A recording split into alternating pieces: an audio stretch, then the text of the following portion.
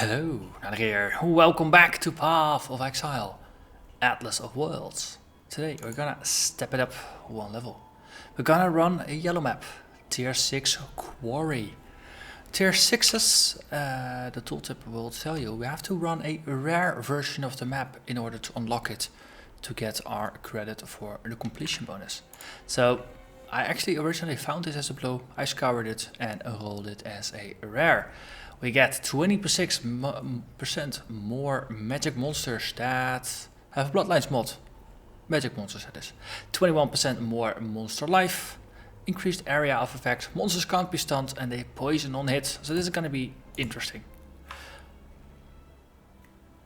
And of course we're getting a sacrifice fragment to increase the item quantity. Just a smidge. We're going to see what the quarry does for us. Many hands may move a mountain. Oh, that's very fitting because I now have the hands following me.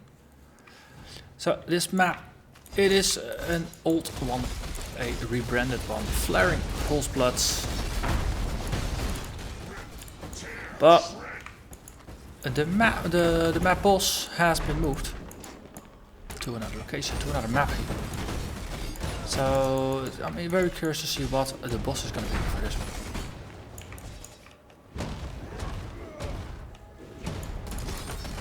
Let's see. Probably just should get myself over to the edge of the map rather than just randomly swinging about like this. So let's do that. Let's go back here. Let's just jump like we're a frog and get ourselves cornered, rather literally this time. And we can't cut up, so this is the map's edge. So this way we know exactly where we have been and where we are going. And it's gonna reduce doubling back. Quarry is used to be a roughly square map, but it was pretty straightforward. Might have some slightly uneven sides, but it's roughly square or at least rectangular in shape. Some corrupted bloodlines. You're part of it as well. Okay. So Rakango with different typed minions. And pretty dead. So let's put the map in the corner here. More corrupted ones.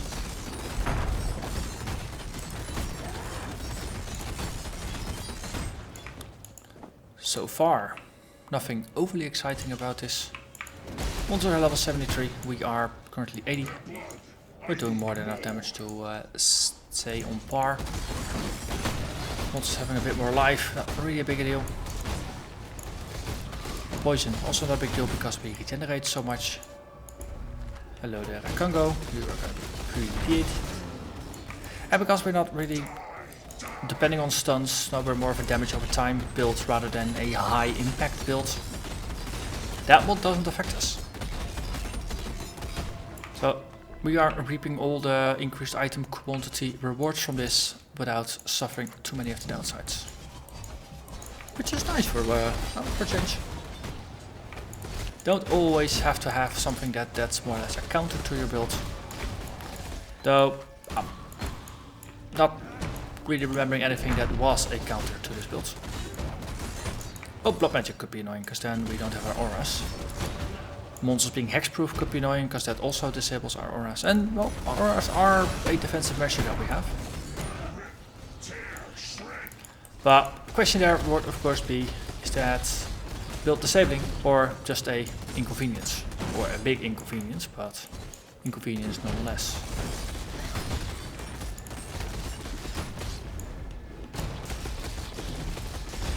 Whoosh. Okay, we pick up the loot and we just continue onwards on the outsides. Oh, look, it's an arena.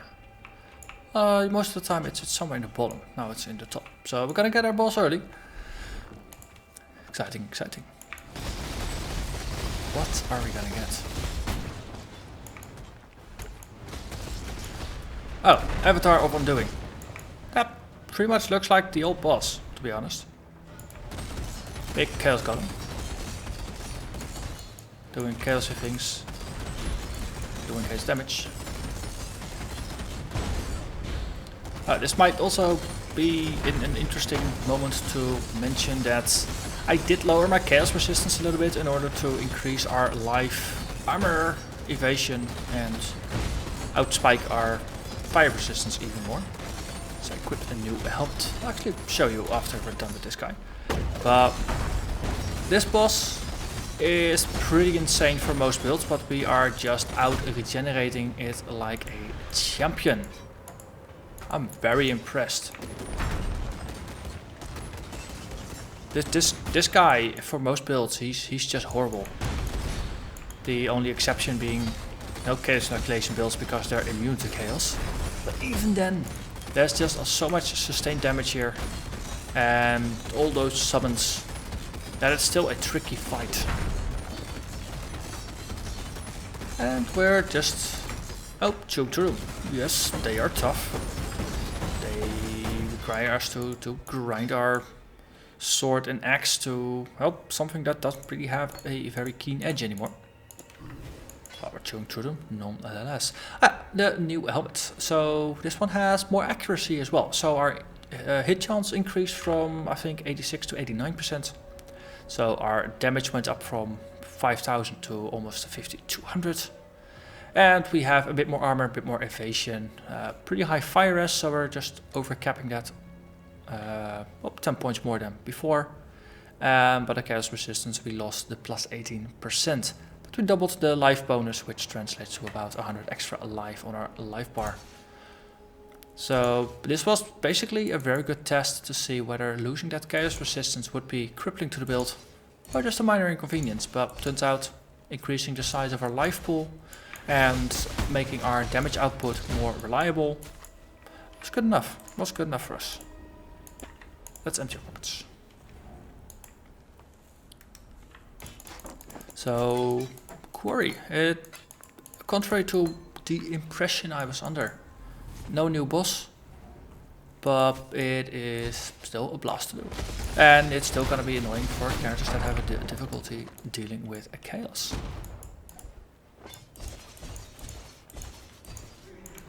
Hello, swashbucklers. It's still too bad that you end up encountering a boss halfway through the run rather than at the end of the run. Superior asset lakes. It's interesting, that's completely on the other side of the map, isn't it? Currently we... Hey, why is this... Oh, wow, this drops a saber sword. Interesting. So we're playing the Quarry, we killed the boss, so it's now unlocked. And if we've managed to get ourselves an Ashen Wood, it will drop a Shaper's Orb, which we can use to upgrade the tier for a map by 5 levels, if I remember correctly. So that's interesting. But this one, Acid Lakes. Yeah, Acid Lakes is here. I was confusing it with Arid Lake, which I just ran with my Totem Monster. Which, depending on how I have planned the episodes for you watching it, it might actually be a future episode that I'm talking about. But, as you know, I tend to record multiple episodes in a row. Just because once you start playing, it's usually better to just keep playing, because you get into the flow. And then just release the videos, just spread out a little bit over time.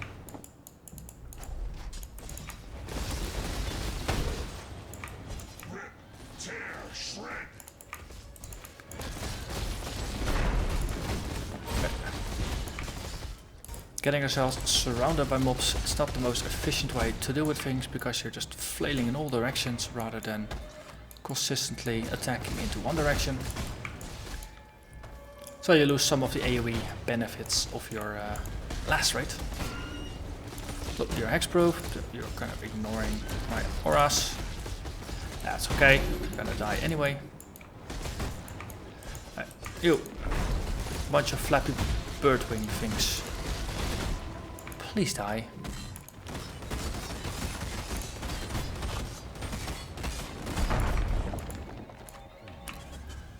Well, we've almost made a full circle. And then we can just clear out the inner bits of the map.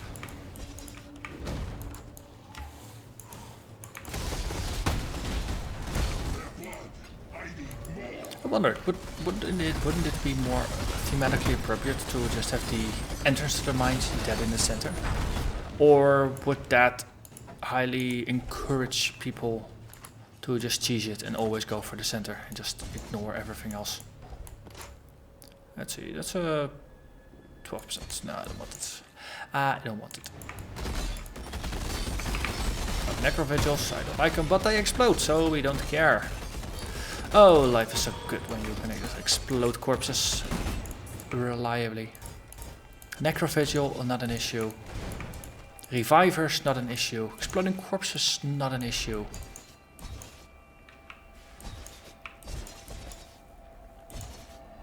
Okay, I think I saw something. Oh, there's a ghost there. That's got something on his face. Hello, tormented cannibal.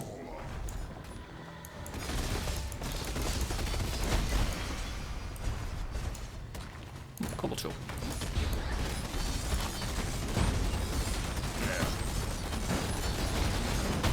Ghost. Still, my love-hate relationship with ghosts, it's still there. Still not happy with him as a mechanic. Ooh. Big purple Rakoko.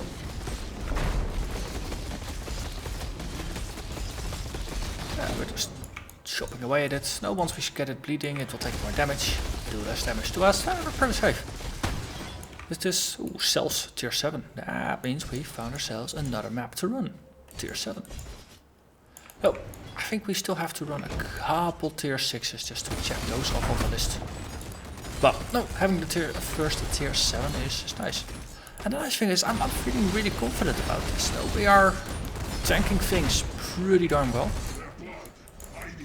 I mean, the only thing we really had issues with was fighting 4 Beyond Demon bosses at the same time in the pit.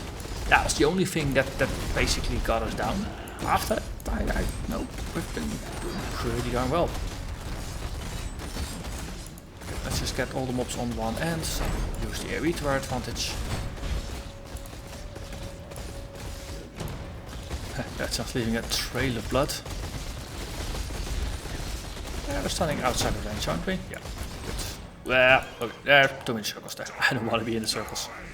We can... Nope, there's a difference between being able to tank things and just doing silly things. Just tanking too many of those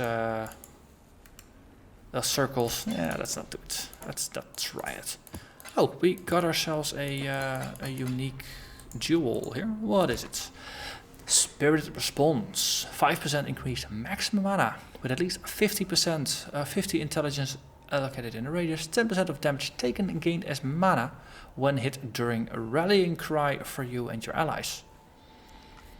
So if you meet the conditions, then 10% of all the damage you take, you gain as mana if you're hit when a rallying cry is up. So rallying cry increases your damage and it increases your mana regen. And this will help you regain more mana. But if you do this in combination with a mind over matter build, then you can do interesting things. For reference, mind over matter, over there. When you get hit, 30% of the mana is taken from a mana before life. But if you keep a war cry up, that will help you regen more mana. And if the damage you take, part of it is just funneled back into mana, then you got a pretty efficient loop there. And there's a couple of skills on the tree as well that allow you to gain damage taken as mana or a percentage. And I think that can also go up to 10%. Hey, let's actually double check that. It was here. Battle Rouse 3%. What's only that one? It's a lot of mana increase. But basically the duel is 10%. Versus this one as 3%, but you can get this one as well. And that jewel, of course, you can socket it multiple times. I mean, if you're the Scion, of course, you got easy access to 3 sockets. Then the more extended areas, if you're really gonna go for a dual build, you can just pick up quite a bunch more. Oh, 4, 5, maybe 6 duels on the Scion. That's 50-60% mana regained as damage regained as mana. You could do maybe interesting things with a Mind Over Matter build. We got 40 mobs remaining. Let's focus on the task at hand. Completely getting drawn off topic by a unique item find. And I think we probably have to be up here. Yeah, we have to. Okay, you are otherworldly squids. Yes. Squids from another dimension.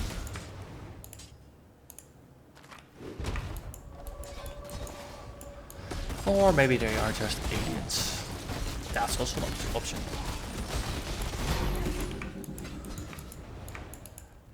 Okay, 8 monsters, that's 1 pack roughly. So we just missed it one somewhere. If it's gonna be really close, we'll find it. Otherwise, ooh, I see moving things. Yeah. And they drop a primordial pool for us. And there's one more mob, who is really lucky. So, we got ourselves primordial pool, which we already did. Over there. But it is next to the canyon, which we already have. We do have a canyon in our possession that we can run. We just ran a quarry and we got ourselves a drop for the cells. Still need to get ourselves a race course, but we need to run a mesa or a pit to get that one. Well, I do have the pit, so we'll see. So, hope you enjoyed this one. And next time we're gonna run yet another map. There's plenty of new options, so hope you also join me again next time. Bye bye.